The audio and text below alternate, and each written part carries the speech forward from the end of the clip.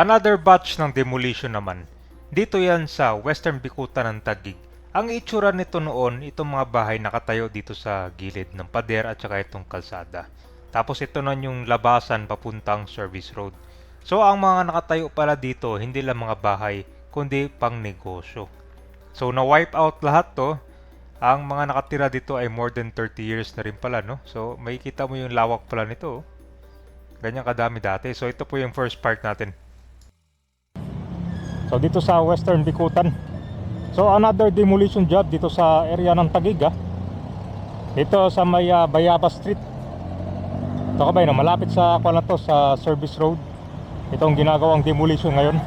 So kung to siya, parang sa gilid may mga bahay, pero merong kalsada.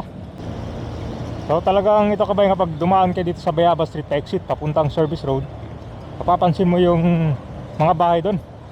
So kan pala mga illegal settlers pala yung mga nandun, no? Okay, so malapit sa kanto, malapit sa hospital. Yan yung SLEX.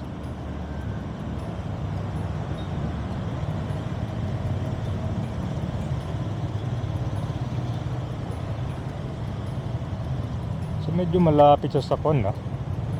Sa may Arca South. Mga kabayan, kapag nakita mo yung hospital na yan, merong daanan pala dito. So yung mga bahay diyan nakatayo sa sa gilid nitong kalsada. Malawak pala to, no? Public kolayan siya sa hospital.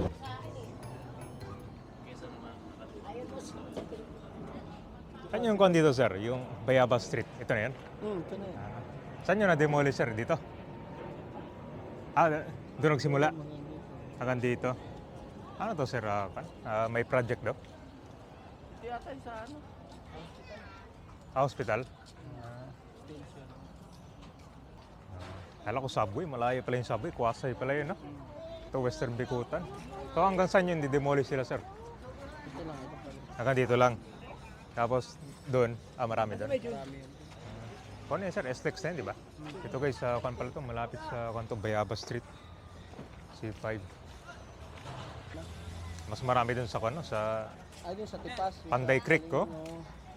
Maraming doon. Doon talaga puro Away kasi yun doon eh. doon talaga puro building dito, parang kaunti lang, no? Parang Dito mga kahoy lang, kaya mabilis magiba. Pero kung sir, matagal na tong parang naabiso. O bago lang. bago lang. Bago lang din. Parang ngayon taon lang. Dorio!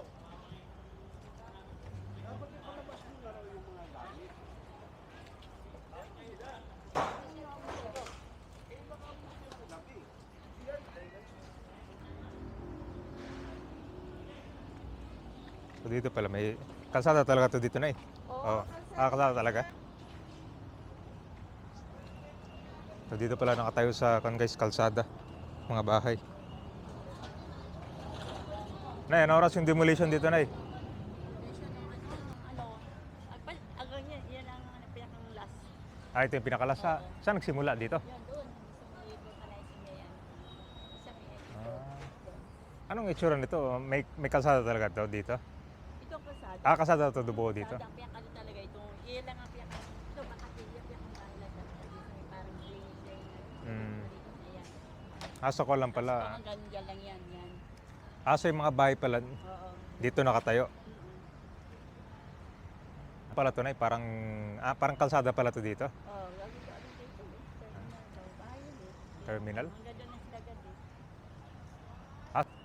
Dito. Ano, ito. Yan. May kalsada yan. Yung Ah. pinakang ano lang. Ang bahay. Parang dinikit ng ba? Parang kalsada dati Oo, tapos tinayuan lang. Oo, ito talaga ang kalsada. Pero nandito siguro yung nanay ng manugang ko, 30 years. 30 years na, matagal na pala. Maliit pa yung aking manugang, dito na siya, doon na siya ngayon igat. Parang pwede pala widening dito, no? Kasi malawak pala. So parang one way lang to dito. Kung gagawin dito, hindi ko alam.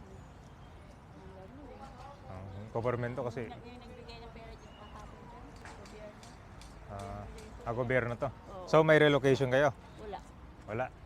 Location. Pera lang 40 ang kahapon. Yung mga hindi na ilista, kahina meron nag-ikot, may nagtanong o Mm. yung mga gamit na, kayo mga gamit na naiiwan yun. Nilista kami, 6 yata kami. Kado na sa Western Bikutan to na. Oo.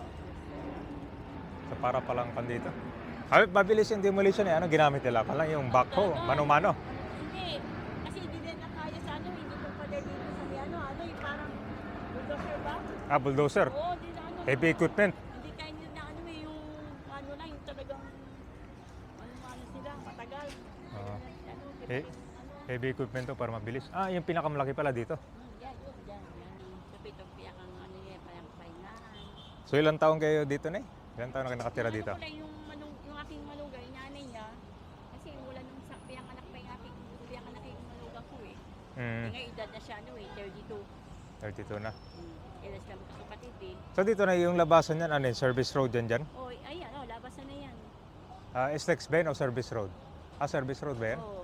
Yung sa labasan na yun, papunta ka na doon pa, Guadalupe dyan, sa Kayan. So ang mga bahay dito na yung giriba nila, dito, dyan na. Oh, yan. Tapos dito, wala na. Wala yung dyan. Tapos dyan lang yung bahay ulit, pabalik no? Dyan yung malaki. Oh, dyan. Marami yan dyan, marami kami dyan. Diba? Isang ano nito, pagkakatapat-tapat. Gano'ng kataas yung bahay na yun? Mga second floor din. Wow, parang gano'n. Sige.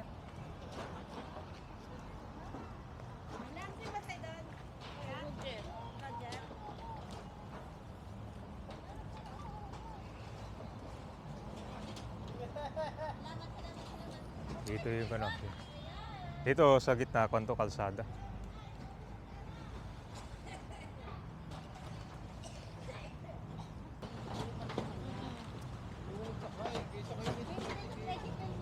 Okay.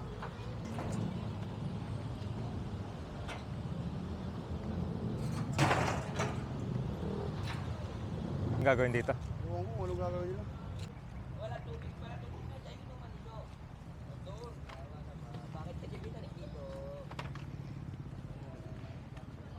Hanggang dito, hindi nasama yung sa likod.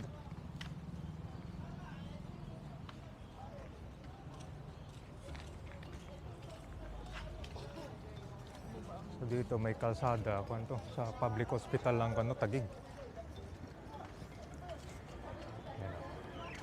Ayun, hospital pala to dito.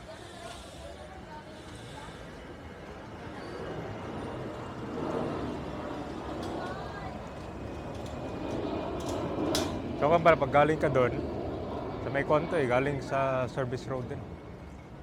So labas sila dito.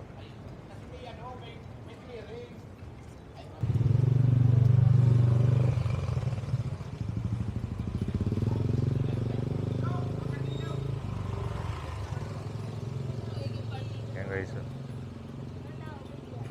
So kung pala, dapat pala binuksan talaga doon kasi pag may aberya guys, di makapasok yung truck agad doon na.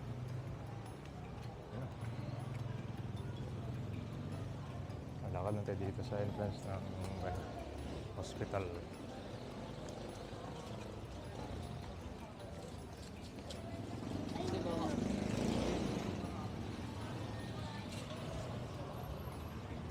Yan. Ito, inilawakan na rin tong area ng hospital to eh. Dito, kalsada naman. Pwede natin guys, dito tayo pumasok kanina dyan, no? Medyo maliit yung mga kalsada dito eh.